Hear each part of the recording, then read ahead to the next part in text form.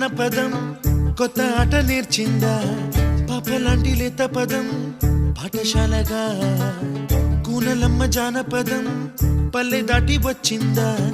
చవళిల జానతనం పాట చూపగా కుంచెలో దాగే చిత్రాలు ఎదురొచ్చేలా అంతటా